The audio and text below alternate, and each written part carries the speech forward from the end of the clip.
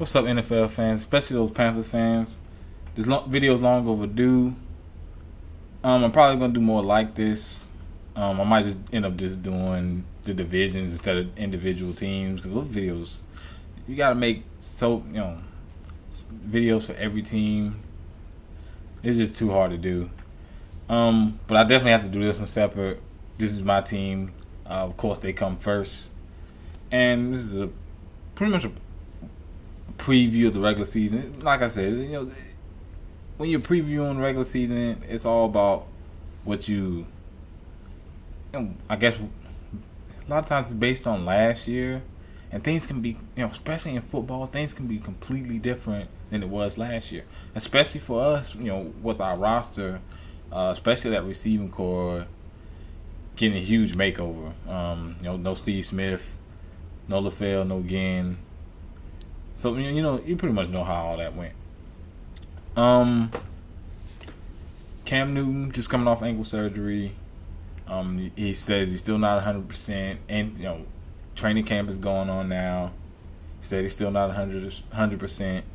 We'll have to see if they let him play at least one or two series in the preseason. The preseason for us starts August 8th, which is in about a week, or I believe it's next week. It's like a week or two. It's not that much time. I'm going to pretty much go through the schedule. I'm going to tell you this right now. I looked over the schedule. The schedule is brutal. It's not too many games where you say, oh, we got that. No, the schedule is brutal. It's definitely tougher than last year. Let me go right through it really fast. I'm not going to do the preseason. I'm going to do the regular season. Week 1, in Tampa Bay to play the Bucks. Week 2, at home to play the Lions. Week 3, at home to play the Steelers. Week 4, in Baltimore to play the Ravens. Week 5, at home to play the Bears. Week 6, in Cincinnati. Week 7, in Green Bay.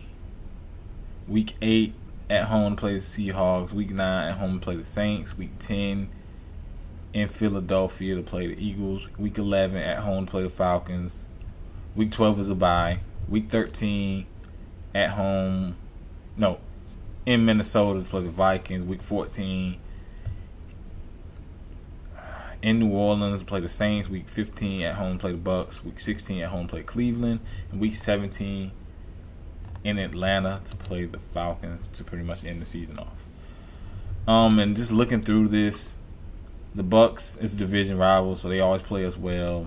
Lions is a good team. Steelers still have Ben Roethlisberger, so they're still pretty damn good. Week 4 is going to be an interesting game.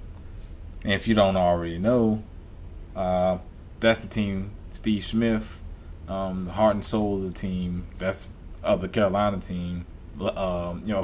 Years past, that's where he went to, and we play them week 4. So pretty sure that's gonna be a huge media topic. I'm pretty sure there's gonna be asked, guys from both teams gonna be asked a lot of questions about it.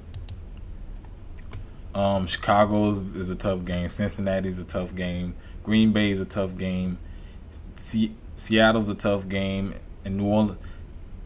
This is during a 5-week span. We play Chicago, Cincinnati, Green Bay, Seattle, and New Orleans in a 5-week span. Wow. Philly's a tough out. Falcons, I don't think they've made enough improvements. Minnesota's probably the easiest game on our schedule, and in the NFL, any team can show up and beat you. So you can't even say that's a for sure win. I would say after the bye, it's the schedule gets a little bit easier, but before that, it's brutal.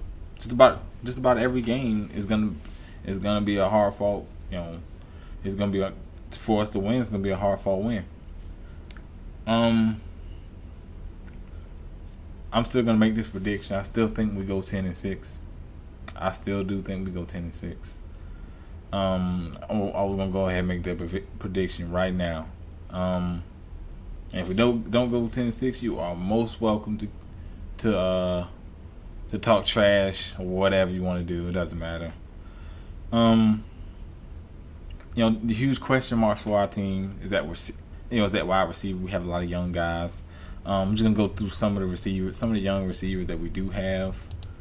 Let's go through the rookies.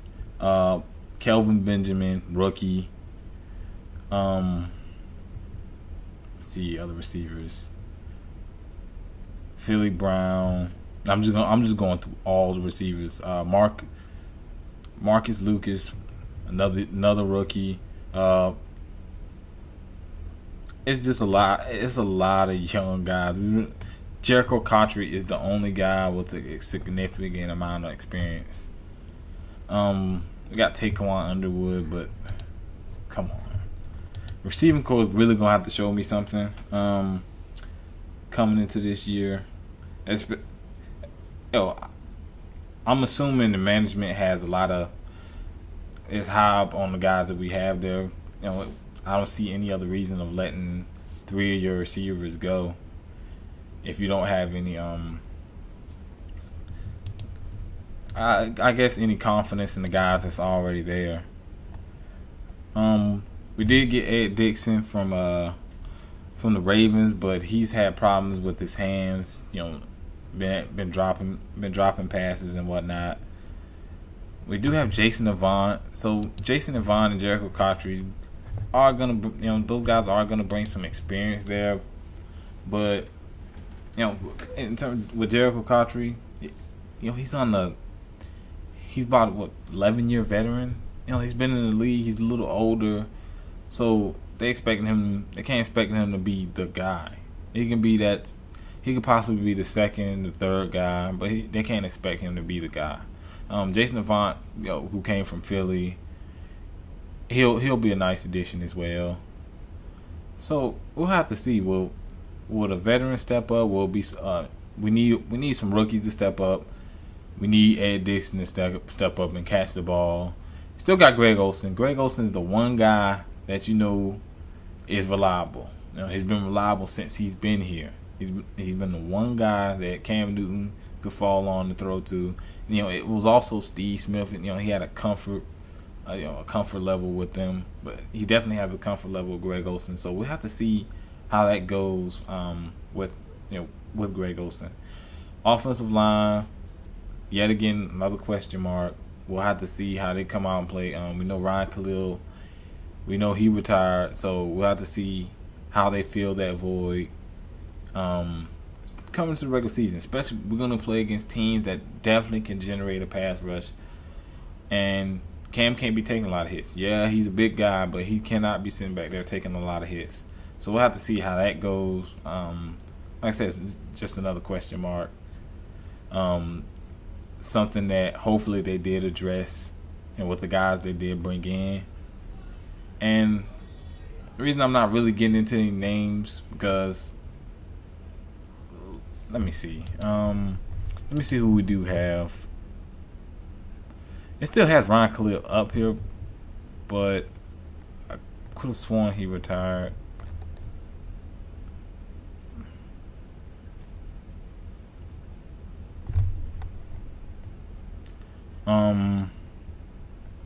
Let's see.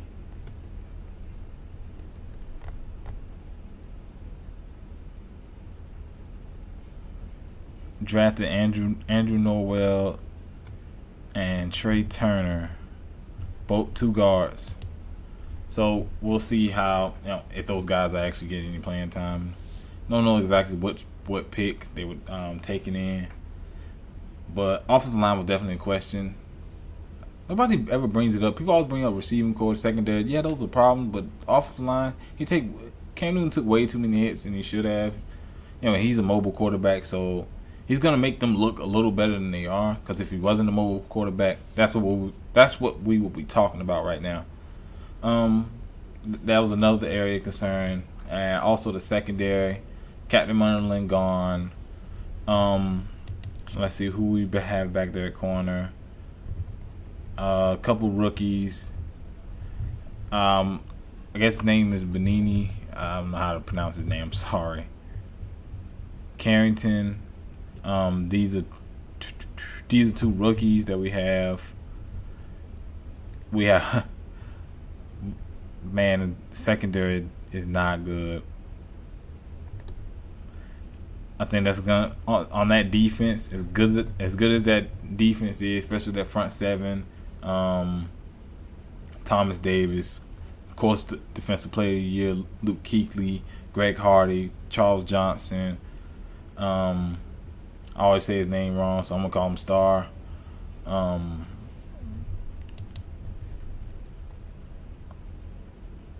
Let's see who else up front.